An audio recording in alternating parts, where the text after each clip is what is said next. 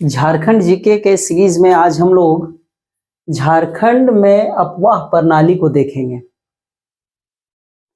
पिछला क्लास में हम लोग झारखंड के भौतिक स्वरूप के बारे में देख चुके हैं, यानी धरातलीय स्वरूप के बारे में देख चुके हैं। आज हम लोग देखेंगे झारखंड में अफवाह प्रणाली। अफवाह प्रणाली क्या होता है? अफवाह प्रणाली का मतलब ये होता है या तो वर्षा की जल हो गई या तो कोई अन्य जल हो गया, उसको जिस जगह से होकर के प्रवाहित होती है और जाकर के जब तक वह किसी दूसरे नदी में या समुद्र में मिल नहीं जाती है, वो पूरी प्रक्रिया को हम लोग अफवाह प्रणाली के नाम से जानते हैं। ठीक है, देखिए आज हम लोग झारखंड के अफवाह प्रणाली में बात करेंगे कौन कौन सी नदियां हैं, ठीक है, और इसको किसके अंतर्गत रखा गया है। तो सबसे पहले देखते हैं झारखंड के अफवाह प्रणाली में इसको 3 भाग में बांटा गया। पहला नदियां, दूसरा जलप्रपात और तीसरा गर्म जल कुंड। इसको 3 भाग में बांटे हैं, किसको? अफवाह प्रणाली को। तो सबसे पहला बात देख लीजिए इधर क्या है कि आज हम लोग जो बात करेंगे स्पेशली नदियां के बारे में बात करेंगे। ठीक है, ये लगभग 3 वीडियो जाएगा। झारखंड की नदियां बहुत ज्यादा है और जिस नदी का जिक्र झारखंड में सबसे ज्यादा किया जाता है उस नदी को हम लोग थोड़ा डिटेल से पढ़ेंगे और वहीं से क्वेश्चन ज्यादा बनने का चांसेस बढ़ता है। ठीक है, देखिए क्या है। वर्षा जल एवं अन्य जल की समग्र व्यवस्था जल की अफवाह प्रणाली कहलाती है। क्या बोला गया है? बोला है क्या कि वर्षा जल हो या फिर अन्य जल हो, उसकी जो पूरा व्यवस्था है उसी को हम लोग क्या कहते हैं? अफवाह प्रणाली कहते हैं। इसके अंतर्गत या इसके निर्माण में जल की मात्रा, ठीक है, जल की संरचना, ठीक है, यानी बोल सकते हैं भूमि की संरचना, ठीक है, भूमि की संरचना, ढाल की तीव्रता, वनस्पति का घनत्व और मिट्टी की संरचना जैसे तत्व मुख्य भूमिका अदा करते हैं। देखिए क्या बोला गया है कि अफवाह प्रणाली में कौन कौन से चीजों को इंक्लूड किया जाता है। ठीक है, ये कैसे बनता कैसे है? तो क्या बोला गया है कि इसमें जो कौन कौन सी भूमिका अदा करता है, क्या क्या होना जरूरी है। तो सबसे पहला जल की मात्रा, सही बात है, जल की मात्रा रहेगा तभी तो नदियां ज्यादा दूर तक बह के जाएगी। दूसरी भूमि की संरचना, अगर उबड़ खाबड़ रहेगी या ज्यादा ऊंचाई से नीचे गिरेगी तभी तो जलप्रपात बनेगा। ठीक है ना। तीसरा ढाल की तीव्रता, अगर नदी गिर रही है तो कितने ऊंचाई से गिर रही है, ढलान उसकी क्या है। ठीक है ना। उसके बाद है वनस्पति का घनत्व, यानी वहां जो आसपास पेड़ पौधे हैं उसका घनत्व कैसा है। घनत्व मीन्स क्या? कितने पेड़ पौधे हैं। ठीक है। अगला मिट्टी की संरचना। मिट्टी की संरचना, एक कैसी मिट्टी है, कटने वाली है कि क्या बोल सकते हैं, बलुई मिट्टी है, किस प्रकार की मिट्टी है। तो देखिए ये इंपॉर्टेंट इसलिए है, हम इसको इसलिए लिखे हैं क्योंकि ये जब निर्माण होती है अफवाह प्रणाली की तो ये सब का होना अति आवश्यक है, एग्जाम में दे देगा। ठीक है, अफवाह प्रणाली को बनाने में इनमें से कौन महत्वपूर्ण भूमिका निभाता है? तो दे दिया रहेगा जल की मात्रा, ठीक है, उसके बाद जल की मात्रा, उसके बाद देगा भूमि की संरचना, तीसरा देगा ढाल की तीव्रता, ठीक है, चौथा दे देगा वनस्पति का घनत्व। ठीक है, अब उसके बाद नंबर नीचे देगा आंसर 1 और 2 सही है, यानी इनमें से कौन सही है? 1 2 3 4, 1 2 3, 1 2 3 4। ठीक है, तो सब सही मीन सही मानना पड़ेगा। ठीक है, आगे आइए। अब क्या बोल रहा है? आगे बोल रहा है क्या? 1.59 लाख हेक्टेयर क्षेत्र जलीय स्रोत है, यानी झारखंड में जो जलीय स्रोत कितना है? 1.5 लाख हेक्टेयर, यानी इतना हेक्टेयर में पूरा जल फैला हुआ है झारखंड में, जो पूरे भूमि का यानी झारखंड के कुल भूमि का कितना प्रतिशत है? 2% है। ठीक है, आगे आइए। अब हम लोग बात करेंगे झारखंड की नदियां के बारे में। तो झारखंड की नदियां पता है सभी को, अधिकतर झारखंड की नदियां बरसाती है, यानी कि बोला जाए तो सिर्फ और सिर्फ सोन नदी को छोड़ करके। ठीक है, सोन नदी ऐसी नदी है जो बरसात के दिनों में भी बहती है और बरसात अगर नहीं भी होती फिर भी बहती है। ठीक है, समझ रहे ना। उसके बाद एक है मयूराक्षी नदी। ठीक है, वो भी बरसाती नदी ही है मयूराक्षी नदी, मगर उसमें क्या बोल सकते हैं, जल की मात्रा अधिक होने के कारण उसमें नाव की व्यवस्था अच्छी से कर पाया जाता है, यानी कि नाव की व्यवस्था अच्छी है वहां पे। बाकी बात झारखंड के कोई भी नदियों में नाव वगैरह नहीं चलती, क्योंकि पता है सभी को झारखंड की नदियां ऊबड़ खाबड़ से होते हुए जाती है, पत्थरों की संख्या ज्यादा है तो नाव वहां चलेगी नहीं, ठीक है ना। चलिए आइए देखते हैं, तो झारखंड की नदियां के बारे में हम लोग बात करेंगे। तो झारखंड की नदियां कैसी नदियां हैं, ये सभी प्रायद्वीपीय नदियां, क्योंकि प्रायद्वीपीय पठार से निकलने वाली नदियां सभी प्रायद्वीपीय नदियां कहलाती, ठीक है ना। आप लोग हम लोग तो पढ़े ही हैं नदियों वाला जो प्रणाली, अगर झारखंड जीके में सॉरी भारत का जीके में हम लोग पढ़ेंगे तो जिक्र होता है हिमालय की नदियां और एक प्रायद्वीपीय पठार की नदियां। तो हिमालय की नदियां जो हिमालय से निकलती है, प्रायद्वीपीय पठार की नदियां जो प्रायद्वीपीय पठार से निकलती है। तो झारखंड की नदियां सभी के सभी क्या है, प्रायद्वीपीय पठार की नदियां हैं। चलिए आगे देखिए, इसको दो भाग में बांटा गया है, उत्तरवर्ती नदी और दूसरा पूर्ववर्ती नदी। देखिए सबसे पहले हम लोग झारखंड का मैप बनाते हैं, ठीक है, ये छोटा सा मैप ही है, ध्यान दीजिएगा, ठीक है, इस प्रकार से मैप बना दिए हम, ठीक है, ये झारखंड का मैप है। तो हम लोग क्या पढ़े थे यहाँ पे पढ़े थे पाट क्षेत्र, पढ़े थे ना। और पाट क्षेत्र क्या है, पूरा झारखंड का सबसे ऊंचा भाग है।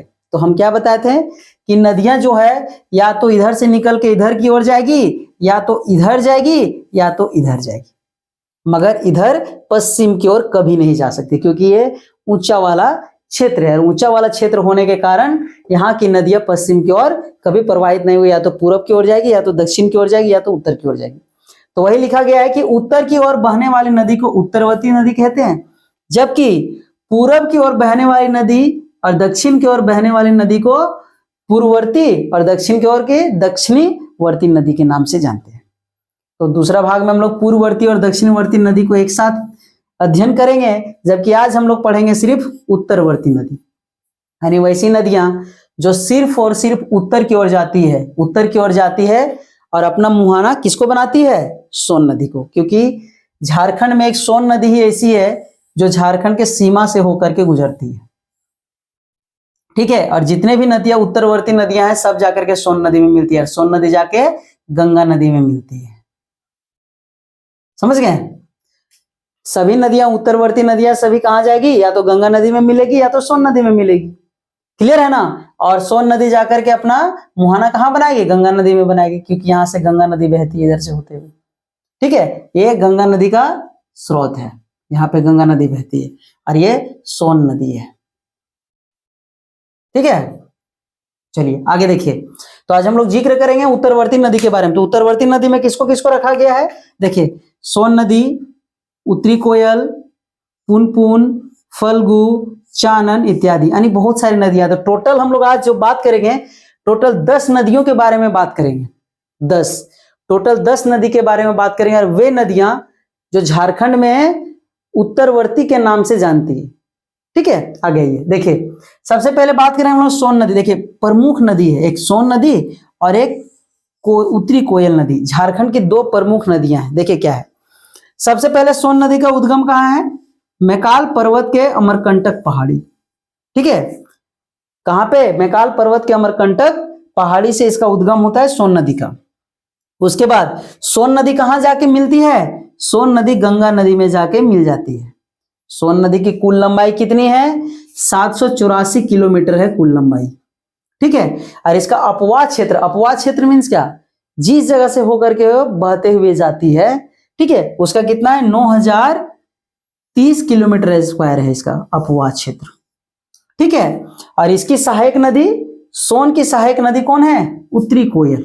सोन की सहायक नदी कौन है, उत्तरी कोयल।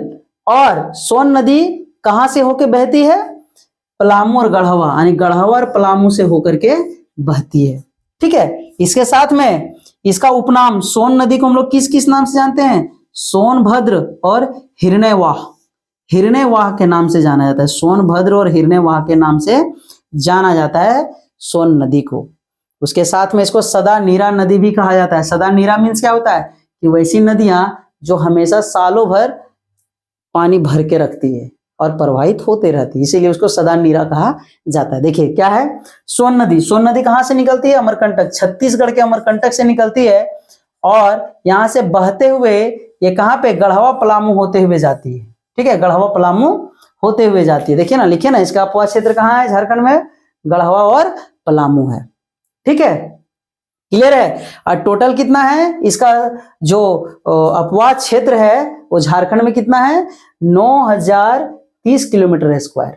सोचिए 9030 किलोमीटर स्क्वायर है इसका झारखंड में क्षेत्र, जहां से इसका किलोमीटर में इसको मापा गया है। ठीक है, आगे देखिए, और कुल लंबाई कितना है, 784 किलोमीटर कुल लंबाई। कहां से, पूरा यहां से। ठीक है, यहां से कुल लंबाई इसको मापा गया है कि जब तक ये गंगा में नहीं मिल जाती है तब तक। ठीक है, इसका उपनाम क्या है, सोनभद्र और हिरण्य वाह के नाम से इसको जाना जाता है, या तो इसको सदा नीरा नदी भी कहा जाता है। आगे देखिए, उत्तरी कोयल नदी कहाँ पे, रांची के पठार। रांची का पठार कहाँ है, हम लोग पढ़े थे ना। देखिए ये पाट क्षेत्र है, यहाँ पे रांची का पठार यही था ना, तो यहीं से निकलती है कौन नदी, कौन नदी निकलती है, उत्तरी कोयल नदी। कौन सा, रांची के पठार से, कहां से, पिस्का। पिस्का कहाँ है आप लोग को मालूम है ना, कहाँ है, लातेहार में, पढ़े थे ना। पिस्का से लातेहार से निकलती है और आगे बढ़ते हुए जाके सोन नदी में मिल जाती है। ठीक है, वही लिखा है कि कहाँ पे मिल जाती है जाकर के, ये सोन नदी में जाकर के मिल जाती है। ठीक है, आगे देखिए, अब बोला सोन नदी में ये मिल जाती है, इसके साथ में जब ये टोटल 260 किलोमीटर ये दूरी तय करती है। कौन, उत्तरी कोयल नदी कितना दूरी तय करती है, टोटल 260 किलोमीटर। उसके साथ में इसकी सहायक नदी कौन है, इसकी सहायक नदी है औरंग, अमानत, बूढ़ा। ये तीन नदियां, प्रमुख तीन ऐसी नदियां हैं जो कोयल नदी पे जाके मिलती है। ठीक है, यानी बोल सकते हैं कोयल नदी की सहायक नदी कौन है, औरंग, अमानत और बूढ़ा नदी। ठीक है, और ये कहां से होके बहती है, ये सबसे पहले गढ़वा, पलामू, लातेहार। ठीक है, ये लातेहार से निकलती ही है। ठीक है, ये लातेहार से निकलती है और कहां तक, गढ़वा पलामू होते हुए जाके सोन नदी में मिल जाती है। इसके साथ में इंपॉर्टेंट क्या है कि लातेहार के बरवाडीह प्रखंड में एक बांध बनाया गया है, उस बांध का नाम है कुटकू बांध। देखिए कुटकू बांध। ठीक है, या तो फिर इसको मंडल बांध के नाम से जाना जाता है। देखिए इतना ये फेमस क्यों है मालूम है, क्योंकि इसका उद्घाटन जो है ना श्री दामोदर दास यानी नरेंद्र मोदी के द्वारा किया गया है, इसीलिए ये इतना इंपॉर्टेंट है। कुटकू बांध, कुटकू बांध कौन सा नदी में बनाया गया है, तो उत्तरी कोयल नदी में बनाया गया है। कहां बनाया गया है, लातेहार के बरवाडीह प्रखंड में बनाया गया है। याद रखिएगा, क्योंकि नरेंद्र मोदी के द्वारा, श्री नरेंद्र मोदी के द्वारा इस बांध का उद्घाटन किया गया है, इसलिए इसको ये मतलब इंपॉर्टेंट इतना है।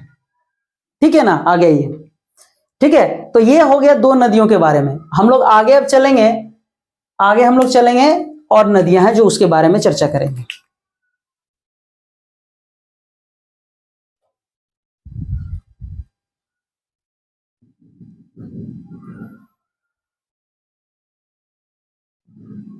ठीक है, देखिए आगे नदियों के बारे में हम लोग चर्चा करते हैं।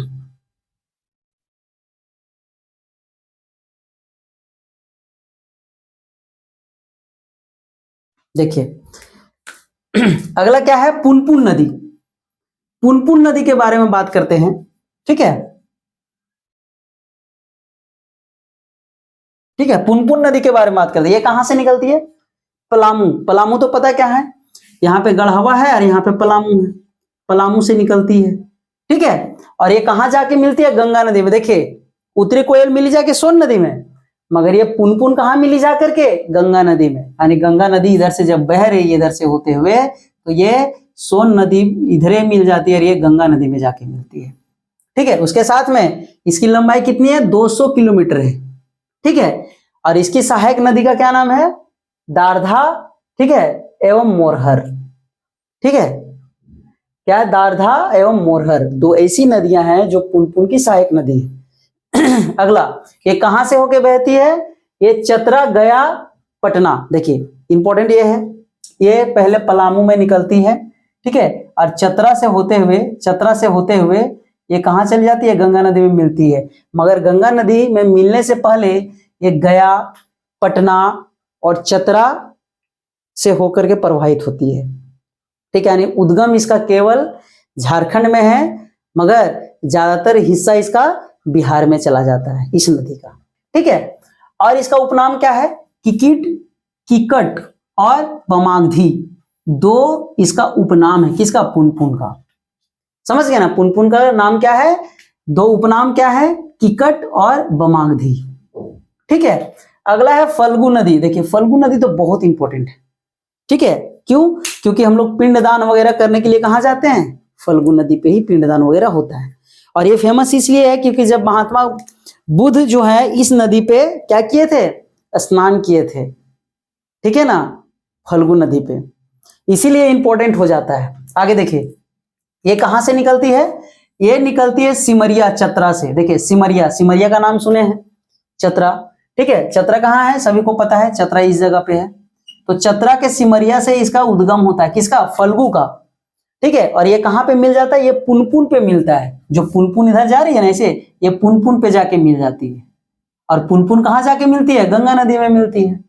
ठीक है, और इसकी दो सहायक नदियां हैं। किसका नाम है? निरंजना और मोहना। देखिए क्या बोला गया? फल्गु की दो सहायक नदी है, उसका नाम क्या है? निरंजना एवं मोहना। और इसका फल्गु नदी को हम लोग और किस नाम से जानते हैं? अंतः सलीला के नाम से जाना जाता है। याद रखिए, अंतः सलीला के नाम से जाना जाता है। और पिंडदान वगैरह इसी में हम लोग जाके करते हैं। किसमें? फल्गु नदी में। क्लियर है? आगे आइए, अगला है सकरी नदी। देखिए सकरी नदी, ये उत्तरी छोटा नागपुर का पठार से निकलती है। देखिए ध्यान दीजिएगा, एक चीज कॉमनली ये है, अगर एग्जाम में कभी भी अगर पूछा जाता है ना, तो छोटा नागपुर का पठार देता है। ठीक है ना, मगर यहाँ पे जो क्वेश्चन पूछा है, यहाँ पे जो हम लोग को बताया जा रहा है सकरी नदी कहाँ से निकलती है, तो उत्तरी छोटा नागपुर। उत्तरी छोटा नागपुर कहाँ है जी? उत्तरी छोटा नागपुर का क्षेत्र ये वाला क्षेत्र कहलाता है। इधर से ऐसे, ये उत्तरी छोटा नागपुर है और ये दक्षिणी छोटा नागपुर है, पढ़े थे ना। और ये हमारा कोल्हान क्षेत्र है, ये हमारा पलामू का क्षेत्र है, और ये हमारा क्या है? संथाल परगना का क्षेत्र है। तो क्या बोला गया है कि सकरी नदी कहां से निकलती है? उत्तरी छोटा नागपुर पठार से निकलती है, यानी उत्तरी छोटा नागपुर के पठार से इस वाले भाग से कहीं से निकलती है।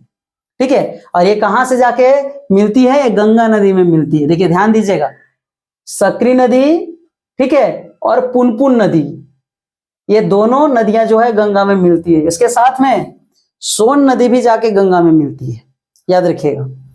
आगे क्यूल और मोरहर। देखिए क्यूल और मोरहर दो ऐसी नदियां हैं जो सकरी नदी की सहायक नदी। सहायक नदी किसको बोलते हैं?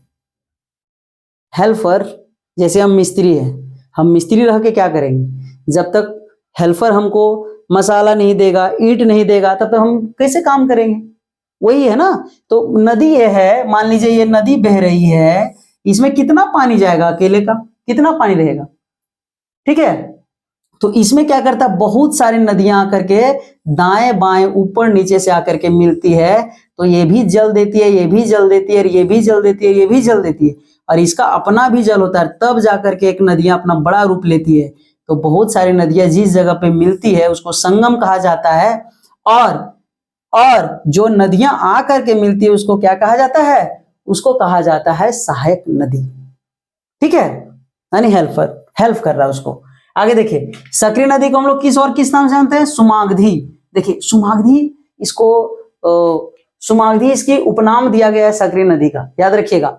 सुमागधी सकरी नदी का उपनाम है। ठीक है, अंतः सलीला फल्गु नदी का उपनाम है। क्लियर है? किकट और बमागधी पुनपुन का है। ठीक है ना। सोनभद्र हिरनायक किसका नाम है? सोन नदी का है। कोयल का क्या बोलते हैं? ठीक है, कोयल का कोई नाम नहीं दिया गया है। ठीक है, याद रखिएगा। आगे आइए, अगला है चानन। चानन छोटा नागपुर का पठार। देखिए हमेशा याद रखिएगा, कभी भी अगर क्वेश्चन में दे देता है कि बताइए नदी कहाँ है, तो ऑप्शन में अगर जगह नहीं दिया हुआ, छोटा नागपुर का पठार दिया हुआ, छोटा नागपुर का पठार ही मारना है। ठीक है, आगे देखिए, चानन। चानन कहां से निकलती है? छोटा नागपुर के पठार से। मिलती कहाँ है, यानी कि इसका संगम कहाँ है? तो सकरी नदी पर है। ठीक है, और इसका उपनाम क्या है? पंचाने या पंचानन, यानी 5 नदियां जो है मिल करके चानन नदी का निर्माण करती है। याद रखिए 5 नदी। अगर ये यहां से अगर कोई अगर नदी निकल भी रही है, नहीं निकल रही, तो इसमें 5 नदियां आकर के आपस में मिलती है, तब जाकर के एक नदी बनती है, उसका नाम क्या है? चानन।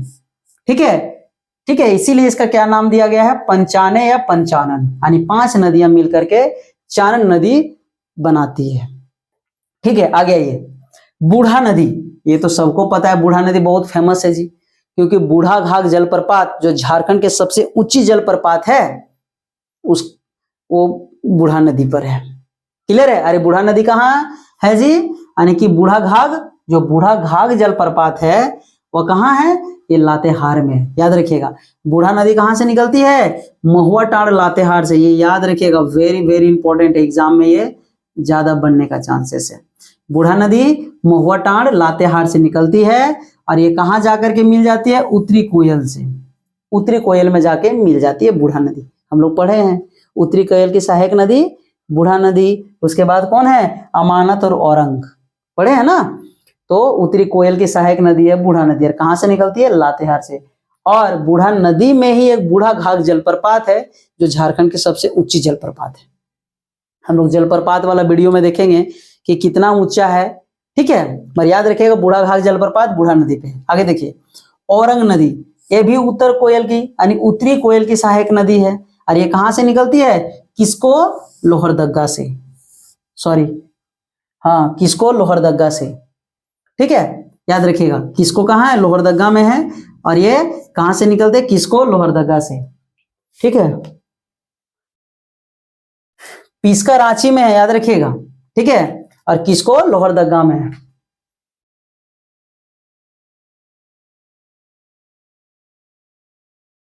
चलिए आइए देखते हैं, आगे देखिए। अब क्या बोला गया, ये कहाँ कहाँ से होके बहती है औरंग नदी, ये लोहरदगा, लातेहार और पलामू। कहाँ से, लोहरदगा, लातेहार, पलामू से होकर के औरंग नदी बहती है, यानी किसको, लोहरदगा। लोहरदगा कहाँ है, लोहरदगा इस साइड में देखिए, ये हो गया तुम्हारा लातेहार, और नीचे हो गया तुम्हारा लोहरदगा। ठीक है, यहां से लोहरदगा से बहती है, लातेहार और पलामू होते हुए चली जाती है, और कहाँ मिल जाती है, ये उत्तरी कोयल, सॉरी औरंग नदी, हाँ उत्तरी कोयल में जाके मिल जाती है। अगला देखिए, अमानत, अमानत भी उत्तरी कोयल में जाके मिलती है। ये कहाँ से निकलती है, चतरा हजारीबाग से निकलती है, याद रखिएगा, चतरा हजारीबाग। देखिए बोला गया है कि चतरा हजारीबाग में, मगर वैसा नहीं है, ये है मिस्टेक है, चतरा हजारीबाग में नहीं है, वो पहले वाला दिया गया है। चतरा तो ऑलरेडी अपने पास है, ठीक है ना, ये तो अपना जिला है, वहां से निकलता है। ठीक है, ये हजारीबाग समझने के लिए लिख दिया कि चतरा हजारीबाग से। ठीक है, चतरा हजारीबाग। आगे देखिए, ये कहाँ मिलती है, उत्तरी कोयल में। ठीक है, और ये बहती कहाँ से है, चतरा, लातेहार, पलामू। देखिए चतरा से निकलती है, इधर चतरा से निकलती है। ठीक है, लातेहार चतरा से इधर से निकलेगी, इस पार से चतरा से लातेहार होते हुए इधर से चली जाएगी, और कहाँ मिलेगी जाकर के, ये मिलेगी जाकर के किसमें, उत्तरी कोयल में मिल जाएगी। ठीक है, आगे आइए, कनहर नदी। देखिए यहां से जेपीएससी में एक क्वेश्चन बना था। ठीक है, जेपीएससी में एक क्वेश्चन बना था कनहर नदी से। ठीक है, क्या बना था बताते हैं। देखिए कनहर नदी कहां से निकलती है, खुदिया पठार छत्तीसगढ़ से निकलती है। ठीक है, और ये कहां जाके मिल जाती है, सोन नदी में जाके मिलती है। इसका अपवाद क्षेत्र कहाँ है, छत्तीसगढ़, झारखंड और यूपी। किसका, कनहर नदी का। सोचिए, छत्तीसगढ़ से निकलती है खुदिया पहाड़ से, पठार से, मगर छत्तीसगढ़, झारखंड और यूपी में बहते हुए जाती है, और लास्ट में कहाँ जाके मिल जाती है, ये सोन नदी पे जाके लास्ट में मिल जाती है। आगे देखिए, यही तो क्वेश्चन पूछा था, भंडरिया, भंडरिया प्रखंड। देखिए क्या बोला था कि कनहर नदी जो है वह झारखंड के कौन से प्रखंड में प्रवेश करता है। तो झारखंड के कौन से प्रखंड में प्रवेश करता है, गढ़वा के भंडरिया प्रखंड में। ठीक है, भंडरिया प्रखंड, गढ़वा में एक भंडरिया प्रखंड है जहां से कनहर नदी प्रवेश करती है और सोन नदी में जाके मिलती है। आगे देखिए, अब देखिए इसी नदी पे, कनहर नदी पे 3, ठीक है, जलप्रपात है। कौन कौन सा जलप्रपात है, गुरसिंधु, ठीक है, बलचोरा तथा सुखलदरी। देखिए 3 जलप्रपात जो है कनहर नदी पर है, और ये कनहर नदी पे कहां बनाती है, ये गढ़वा में बनाती है। क्या, गुरसिंधु, बलचोरा और सुखलदरी, ये 3 जलप्रपात है। जलप्रपात समझते क्या होता है, ऊपर से जहां से देखिए ये चट्टान है, ठीक है, और यहां से नदियां बहते बहते आ रही है चट्टान में होते हुए, यहां से डायरेक्ट गिर जा रही है नीचे, तो जलप्रपात के नाम से इसको जाना जाता है। ठीक है, और एक जलप्रपात हमारे एरिया में भी है जो सभी को पता है, ठीक है, जिसका नाम छरछरिया है, ठीक है, जो लुगु पहाड़ में है। याद रखिएगा, लुगु पहाड़ कहाँ पड़ता है? बोकारो जिला के गोमिया प्रखंड में पड़ता है। समझ गए ना? तो उसका नाम क्या है? छरछरिया नाम है। यहाँ पर भी देखिएगा ऊपर से पूरा अच्छा सा झरना गिरती है, बहुत मनमोहक है। गर्मी के दिनों में काफी ज्यादा लोग यहाँ पे स्नान करने के लिए जाते हैं, सिर्फ ठंड के लिए, यानी कि वहां का पानी जो है ना बहुत ज्यादा ठंड है, यानी ठंडा है, मजा आता है। आगे देखिए, इसी के साथ में एक दुर्गापुर पहाड़ भी है जो बोकारो जिला के आसपास ही पड़ता है, जो किसको टच करता है? दुर्गापुर पहाड़, ये टच करता है पश्चिम बंगाल को। याद रखिएगा, दुर्गापुर पहाड़ दे देगा अगर एग्जाम में कि बोलेगा दुर्गापुर पहाड़ कहाँ है, तो लिखेंगे आप कहाँ? बोकारो जिला। क्लियर है? तो ये थी नदियां, ठीक है, कौन कौन सी सहायक नदी है, इसकी क्या विशेषता है, इसका उपनाम क्या है, ठीक है, आप इसको अच्छी तरह से देख लेंगे। देखिए ज्यादातर क्वेश्चन कहां से बनता बताते हैं?